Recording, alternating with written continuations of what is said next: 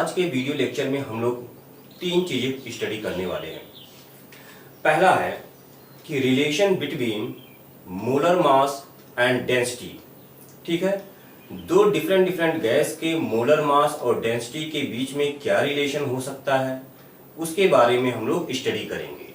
या same gas के molar mass और डेंसिटी के बीच में क्या रिलेशन हो सकता है इसके बारे में हम स्टडी करेंगे। इसके बाद दूसरी चीज आएगी कि किसी मिक्सचर का अगर आपको मोलर मास निकालना है तो कैसे निकाला जाएगा, ये स्टडी करेंगे। तीसरी चीज हम लोग vapour density of any gas के बारे में स्टडी करेंगे। तो आज के लेक्चर में ये तीन चीज हम लोग स्टडी करेंगे और इसके बाद इस पर बेस्ड क्वेश्चन को सॉल्व करेंगे। तो आइए हम लोग टॉपिक पे आते हैं। तो हेडिंग डाल लीजिए, relation between molar mass and density.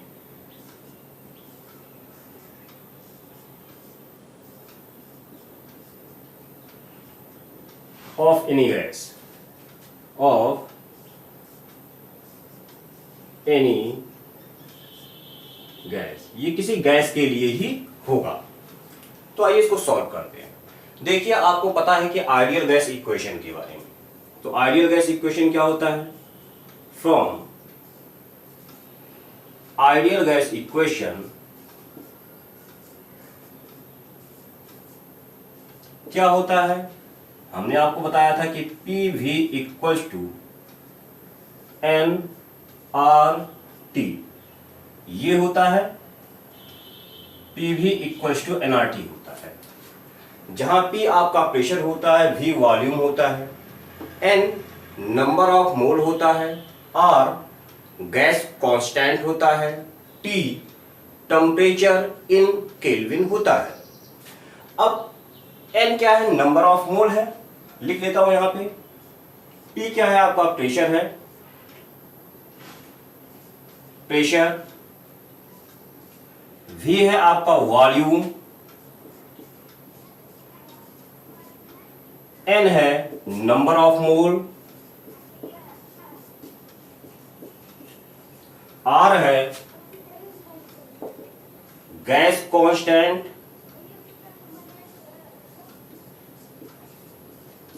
और T है टेम्परेचर इन केल्विन।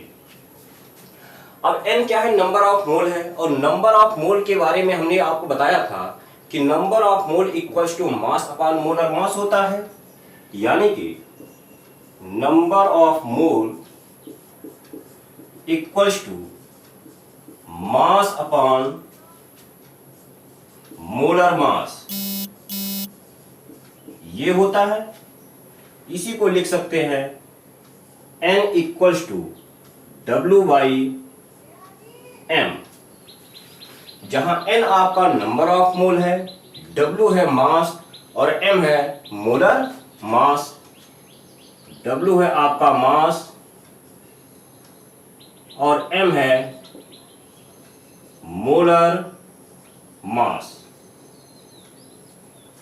अब N की ये वैल्यू आप इस इक्वेशन में पुट कर दीजिए, इक्वेशन 1 एंड 2। तो फ्रॉम इक्वेशन 1 एंड 2 क्या लिख दोगे आप? PV equals to W by M RT, ये आ गया। M को इधर ले आइए, V को इधर ले जाइए, यानी कि PM equals to W upon V RT। W क्या है? मास है, V क्या है? वॉल्यूम है, और आपको पता है कि डेंसिटी इक्वल्स टू, आपको पता है कि density equals to mass upon volume होता है, ये आपको पता है। यानी कि W बाई V की जगह रख दोगे D, तो PM equals to D R T, ये आ जाएगा। P को इधर ले जाइए तो आपका आ जाएगा M equals to R T by P into M. ये आपके पास एक रिलेशन आ गया मास और डेंसिटी के बीच में, मास और डेंसिटी के बीच में ये एक रिलेशन आ गया। अब देखिए R क्या है, गैस कांस्टेंट है, T क्या है, टेम्परेचर है, P क्या है, प्रेशर है। अब अगर देखिए if temperature and pressure are constant, अगर आपका टेम्परेचर और प्रेशर कांस्टेंट हो जाए तो R भी कांस्टेंट, T भी कांस्टेंट, P भी कांस्टेंट, यानी कि RT अपॉन P ये पूरा टर्म कांस्टेंट हो जाएगा। हेंस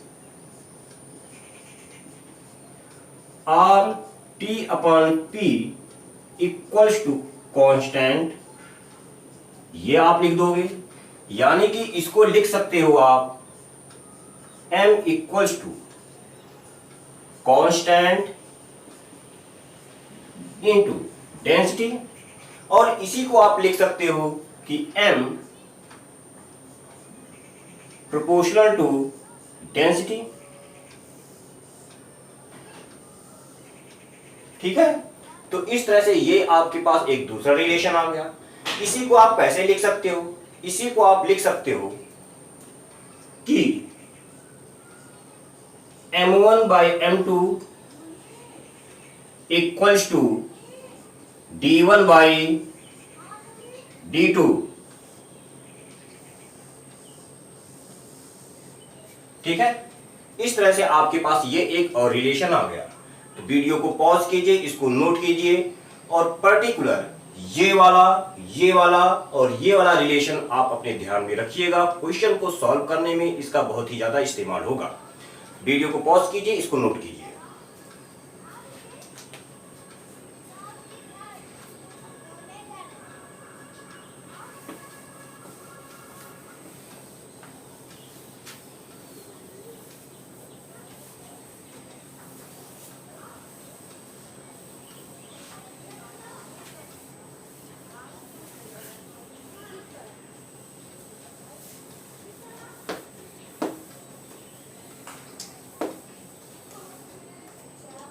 आगे देखिए, अगला आपका आता है molar mass of any mixture. Molar mass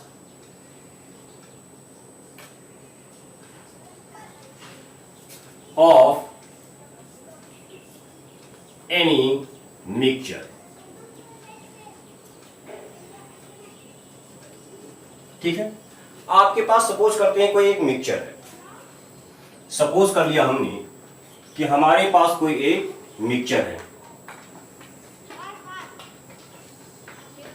और इस मिक्सचर में दो या दो से ज्यादा सब्सटेंस है। पहला सब्सटेंस है, दूसरा सब्सटेंस है, तीसरा है, एंड सो ऑन। साथ में हमने एज्यूम किया कि पहले सब्सटेंस का मास W1 है, दूसरे का मास W2 है, तीसरे का मास W3 है, एंड सो ऑन। इसके बाद पहले का जो नंबर ऑफ मोल है वो N1 है, दूसरे का N2 है, तीसरे का N3 है। ठीक है, पहले का जो वॉल्यूम है V1 है, दूसरे का V2 है, तीसरे का V3 है। मतलब हमने क्या देखा, इसमें हमारे पास एक मिक्सचर है जिसमें कि दो या दो से ज्यादा सब्सटेंस है। पहले सब्सटेंस का मास इस मिक्सचर में पहले सब्सटेंस का मास W1 है, दूसरे का W2 है, तीसरे का W3 है, एंड सो ऑन। इसी मिक्सचर में पहले सब्सटेंस का नंबर ऑफ मोल N1 है, दूसरे का N2 है, तीसरे का N3 है, एंड सो ऑन। इसी मिक्सचर में पहले सब्सटेंस का वॉल्यूम V1 है, दूसरे का V2 है, तीसरे का V3 है, एंड सो ऑन।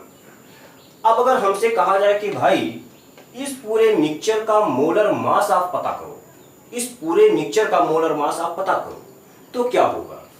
हो सकता है कि कई लोग जल्दबाजी में ये कह दें कि इस पूरे मिक्सचर का जो मोलर मास होगा वो इसका मोलर मास प्लस इसका मोलर मास प्लस इसका molar mass and so on. लेकिन ये गलत है, ये नहीं होगा।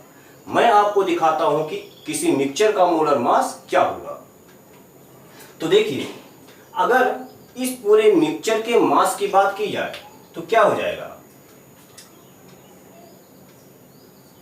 मास ऑफ मिक्सचर, जितने सब्सटेंस इस मिक्सचर में है सारे सब्सटेंस के मास का सम हो जाएगा। W1, W2, W3 and so on. ये हमने कहा इक्वेशन 1 है। इस पूरे मिक्सचर का नंबर ऑफ मोल क्या होगा? इस मिक्सचर में जितने सब्सटेंस है सारे सब्सटेंस के नंबर ऑफ मोल का सम इस मिक्सचर का नंबर ऑफ मोल हो जाएगा। तो लिखो, number of mole of mixture equals to N1 plus N2 plus N3 and so on. इसको हमने कहा इक्वेशन 2। ठीक है। अब अगर हम कहें कि भाई इस पूरे मिक्सचर का वॉल्यूम क्या होगा, तो इस मिक्सचर में जितने सब्सटेंस हैं सारे सब्सटेंस के वॉल्यूम का सम इस मिक्सचर का वॉल्यूम हो जाएगा।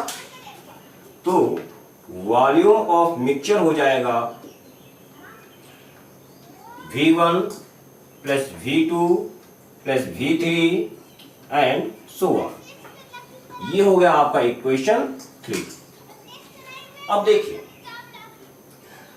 आपको एक चीज पता है क्या, कि number of mole equals to mass upon molar mass होता है।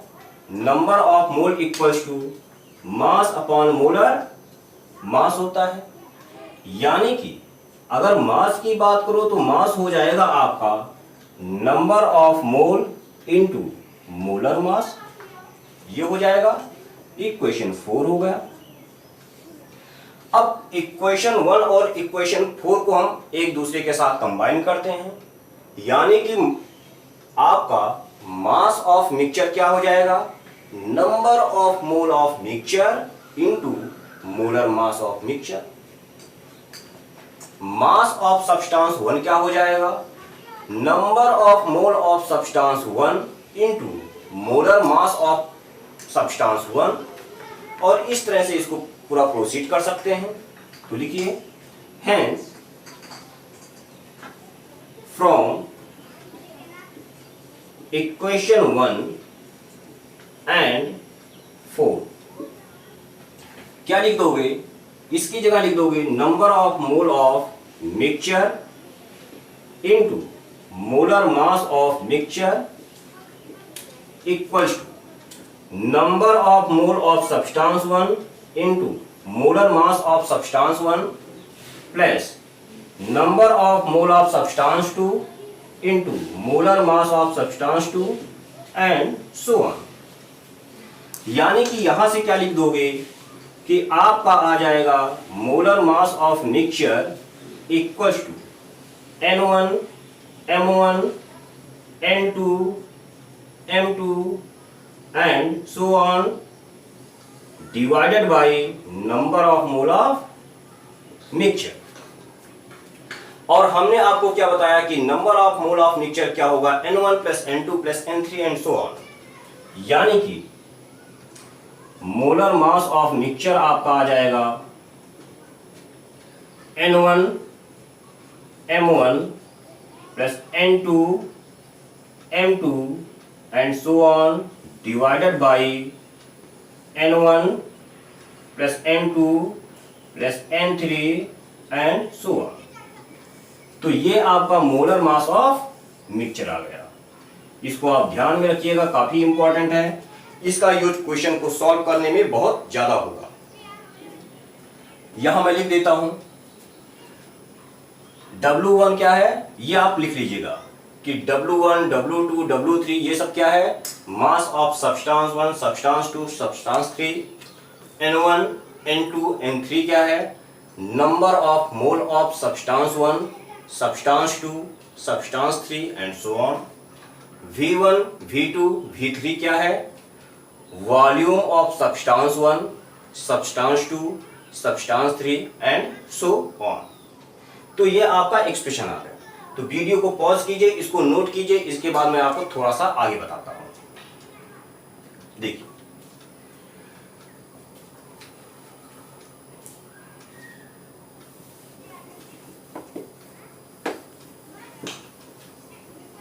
यहीं पर मैं ऐड कर दे रहा हूं, आप लोग नोट कर लेना।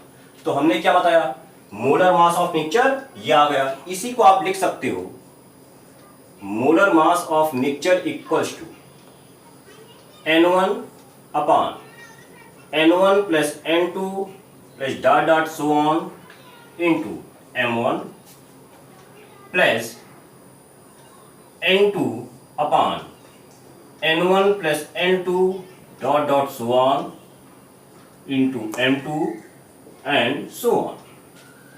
अब देखिए ये वाला जो टर्म है N1 upon N1 plus N2 plus N3 and so on, इसको आप कहोगे mole fraction of substance 1। N2 upon N1 plus N2 plus N3 and so on, इसको आप कहोगे mole fraction of substance 2 and so on. कहने का मतलब इसको आप मोल फ्रैक्शन ऑफ सब्सटेंस 1 से रिप्लेस कर सकते हो, M1, M2 and so on. तो इस तरह से किसी मिक्सचर का मोलर मास उसके मोल फ्रैक्शन के टर्म में आ गया। देखिए, मोल फ्रैक्शन देख के आप कंफ्यूज मत होइएगा कि ये एक नया टर्म आ गया है। मोल फ्रैक्शन के बारे में मैं आपको इसी चैप्टर में बाद में पढ़ाने वाला हूं, बहुत ही अच्छे से पढ़ाऊंगा। फिलहाल अभी के लिए आप ये इतना जान लो। मैं यहां लिख देता हूं, x1 क्या है, N1 upon N1 plus N2 and so on. x2 है N2 upon N1 plus N2 plus so on. ठीक है, एक चीज और भी है, आप लोग ध्यान दीजिएगा। मान लीजिए कोई एक मिक्सचर, तो किसी भी मिक्सचर में प्रेजेंट सारे सब्सटेंस के मोल फ्रैक्शन का सम यूनिटी होता है। क्या कहा हमने, x1 plus x2 plus dot dot so on equals to 1। इसके बारे में मैं आपको बताऊंगा, आप पैनिक मत होइएगा। फिलहाल वीडियो को पॉज कीजिए, ये पूरा नोट कीजिए, इसके बाद हम लोग आगे स्टडी करेंगे।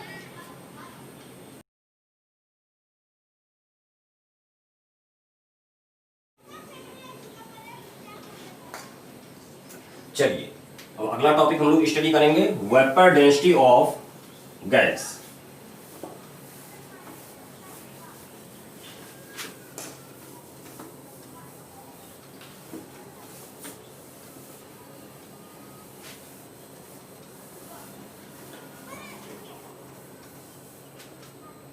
हेडिंग है vapour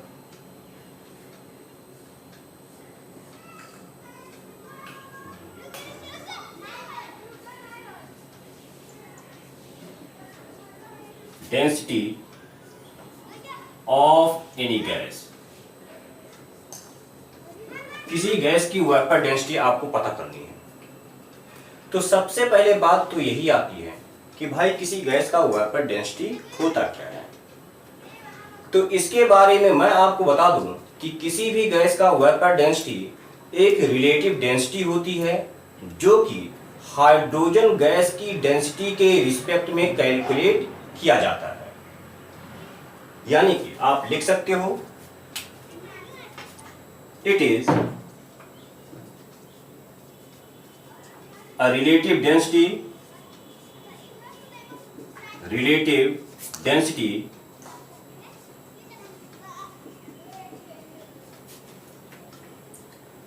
which is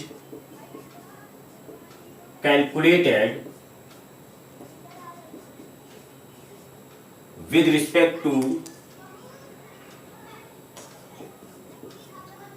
density of hydrogen gas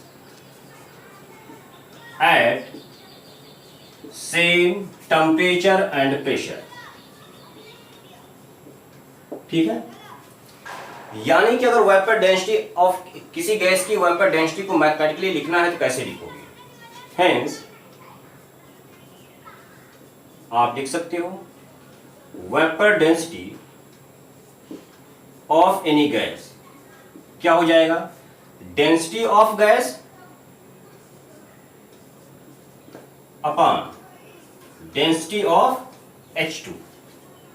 ठीक है, ये आ गया। अब एक चीज ध्यान में रखिएगा, इसको फिलहाल याद कीजिए, नोट कीजिएगा, इसके बाद अगले पे आ रहा हूं।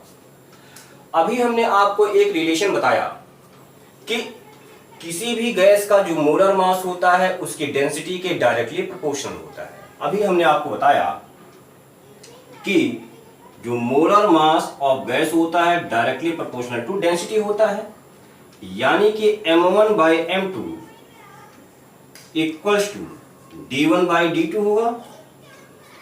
तो अगर आपको किसी गैस की डेंसिटी और हाइड्रोजन गैस की डेंसिटी का रेशियो निकालना है तो क्या हो जाएगा? उस गैस के मोलर मास और हाइड्रोजन गैस के मोलर मास के रेशियो के इक्वल हो जाएगा। यानी कि आप लिख सकते हो density of gas upon density of hydrogen gas equals to molar mass of gas upon molar mass of H2 hydrogen gas. और आपको पता है हाइड्रोजन गैस का मोलर मास क्या होगा? जो हाइड्रोजन गैस का मॉलिक्यूलर मास होगा, और हाइड्रोजन गैस का मॉलिक्यूलर मास कितना होता है? 2 होता है। यानी कि इसकी जगह आप 2 लिख दोगे ऑफ गैस डिवाइडेड बाय 2। इस तरह से अगर इस रिलेशन को यहां पे आप यूज कीजिए तो वेपर डेंसिटी ऑफ गैस क्या आ जाएगा? तो वेपर डेंसिटी ऑफ गैस आ जाएगा आपका density of gas upon density of hydrogen gas equals to molar mass of gas upon molar mass of gas upon 2। तो इसको आप ध्यान में रखिएगा, ये काफी इंपॉर्टेंट रिजल्ट है। इस पर बेस्ड क्वेश्चन आपके सामने आते रहेंगे। वीडियो को पॉज कीजिए, इसको नोट कीजिए, इसके बाद अभी तक जो हमने इस लेक्चर में पढ़ा उसको हम लोग समराइज कर लेंगे।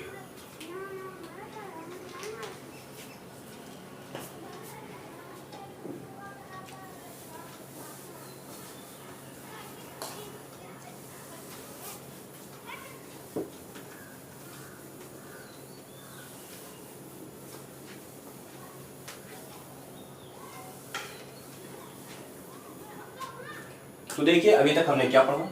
पहला हमने पढ़ा कि molar mass is equals to RT/P into density के। पहला चीज। दूसरा हमने क्या पढ़ा कि molar mass proportional to density ये कब होगा?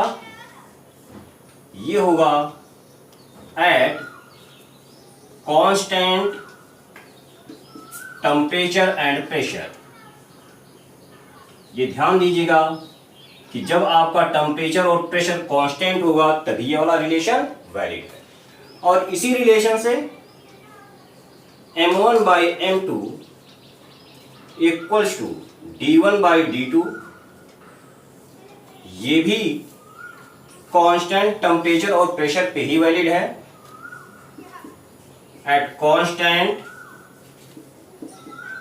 Temperature and pressure. अगला चीज हमने बताया कि molar mass of any mixture ये क्या होगा? N1 M1 N2 M2 dot dot so on upon N1 plus N2 and so on. साथ में यही था equals to x1 m1 plus x2 m2 and so on, जहां x1 x2 और x3 क्या था, ये सब मोल फ्रैक्शन ऑफ सब्सटेंस थे।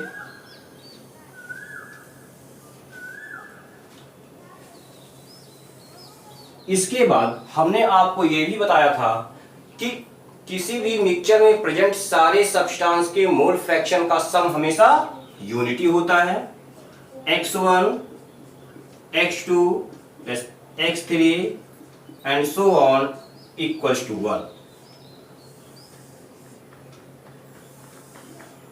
ठीक है। इसके बाद हमारा वेपर डेंसिटी का कॉन्सेप्ट आया था।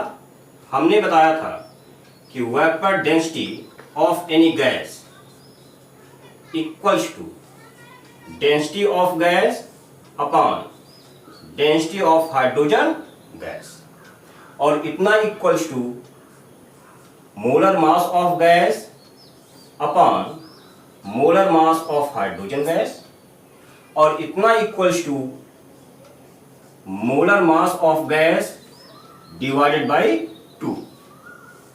तो इसको आप ध्यान में रखिएगा। ये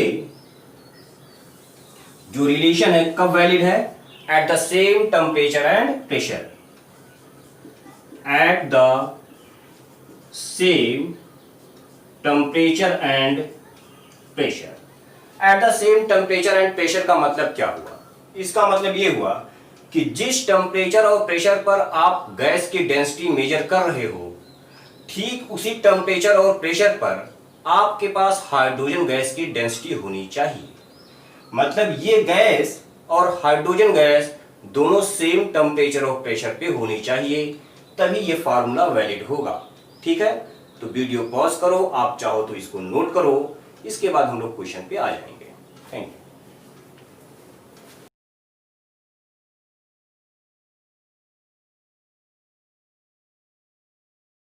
चलिए अब हम लोग क्वेश्चन करते हैं।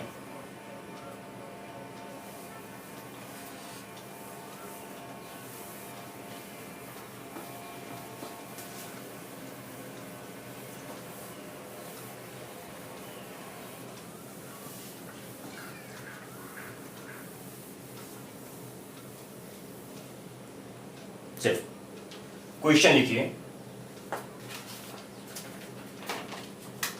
पहला question,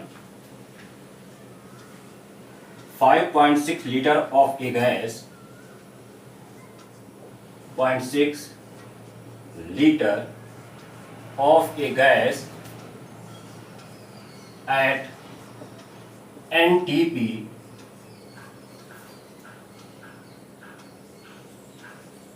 which is equal to 8 gram. Find vapor density of gas. Find vapor density of gas. देखिए क्वेश्चन है, क्वेश्चन में कहा गया है कि आपके पास 5.6 लीटर एक गैस का 5.6 लीटर एनटीपी पर है, जिसका वेट 8 ग्राम है। तो आपको उस गैस का वेपर डेंसिटी पता करना है। तो आइए इसको सॉल्व करते हैं। देखिए वेपर डेंसिटी की बात करें तो वेपर डेंसिटी के बारे में आपको एक ही रिलेशन पता है जो कि हमने आपको बताया था अभी। देखिए सॉल्यूशन, आप चाहो तो वीडियो पॉज करके इसको खुद से ट्राई कर सकते हो, इसके बाद अपने सॉल्यूशन को मेरे सॉल्यूशन से मैच कर सकते हो। तो देखिए हमने आपको बताया कि vapour density equals to density of gas upon density of hydrogen gas, that is equals to molecular mass of gas upon 2। कहने का मतलब ये हुआ कि अगर आपको वेपर डेंसिटी ऑफ गैस निकालना है तो आपको मॉलिक्यूलर ऑफ गैस पता होना चाहिए। अगर आपको मॉलिक्यूलर ऑफ गैस पता है तो आप बड़ी आसानी से वेपर डेंसिटी ऑफ गैस पता कर सकते हो। कहने का मतलब ये है कि जो गिवन इंफॉर्मेशन है उस गिवन इंफॉर्मेशन का यूज करके आपको मॉलिक्यूलर मास ऑफ गैस पता करना है। और गैस के बारे में क्या क्या इंफॉर्मेशन गिवन है?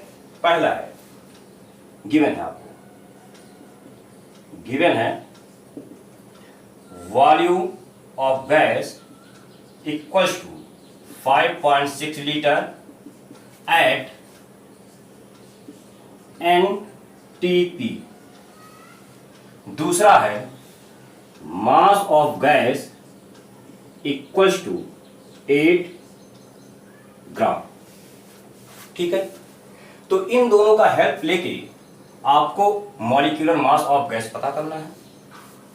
अब हमने आपको एक चीज बताया था कि जब भी आपको किसी गैस का वॉल्यूम NTP या HTP या RTP पे गिवन हो तो आपका ध्यान सबसे पहले मोलर वॉल्यूम के कॉन्सेप्ट पे जाना चाहिए।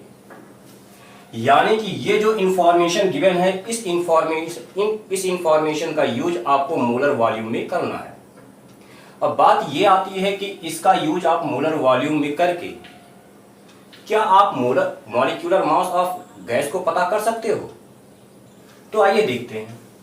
हमने आपको बताया था कि molar volume equals to volume upon number of mole. अब यहां पे NTP पर मोलर वॉल्यूम आपको पता है कि 22.4 होता है, वॉल्यूम आपको गिवन है 5.6 लीटर और नंबर ऑफ मोल आप यहां से पता कर सकते हो। यानी कि आपका नंबर ऑफ मोल हो जाएगा वॉल्यूम अपॉन मोलर वॉल्यूम, और वॉल्यूम कितना है 5.6 लीटर, मोलर वॉल्यूम होता है 22.4 litre.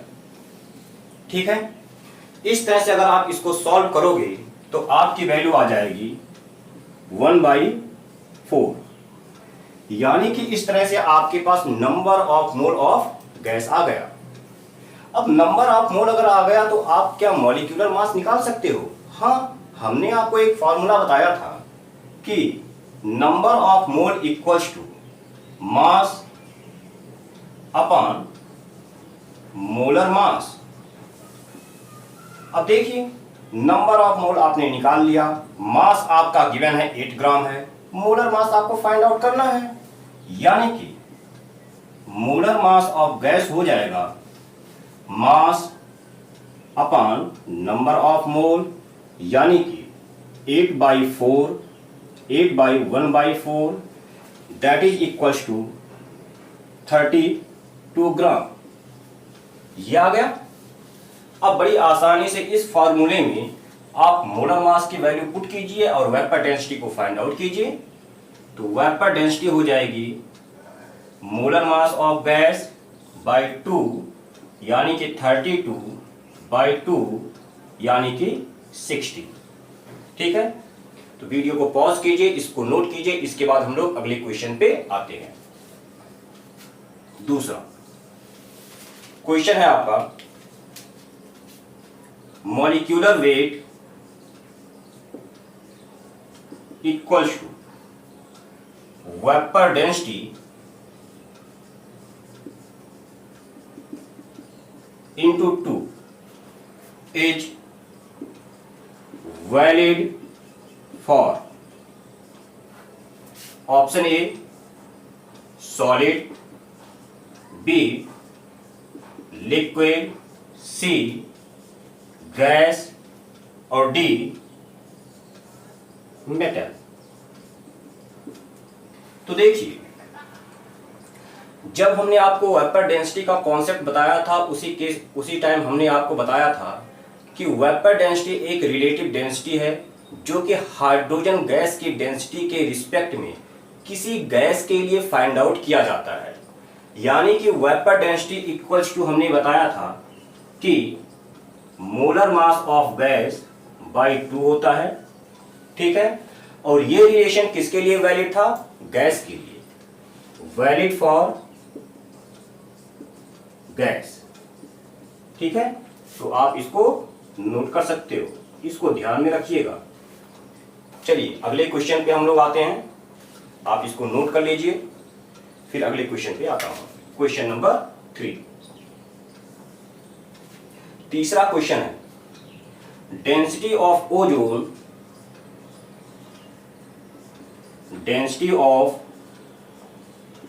Ozone relative to methane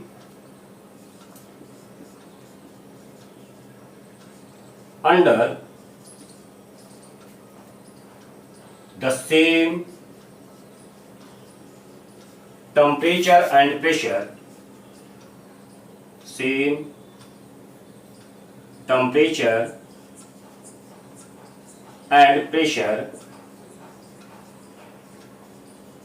will be।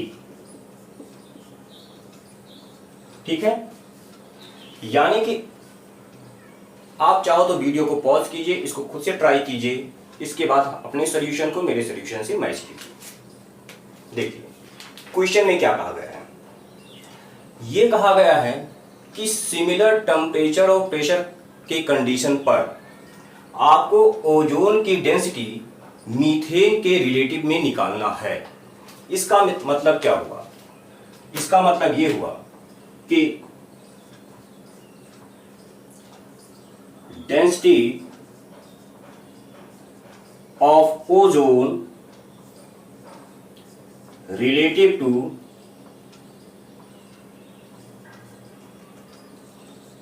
Methane.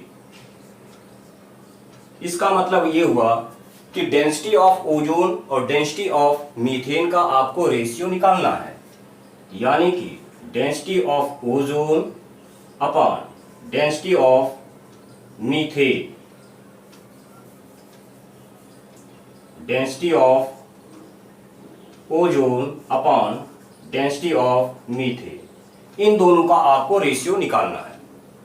अब बात ये आती है कि ऐसा क्वेश्चन में ऐसा कोई इंफॉर्मेशन तो गिवन है नहीं जिसके हेल्प से आप ओजोन की डेंसिटी और मीथेन की डेंसिटी पता कर सकते हो। तो आखिर हम कैसे इन दोनों की डेंसिटी का रेशियो निकालेंगे? तो हमने आपको एक रिलेशन बताया था, हमने आपको इसी टॉपिक में एक रिलेशन बताया था।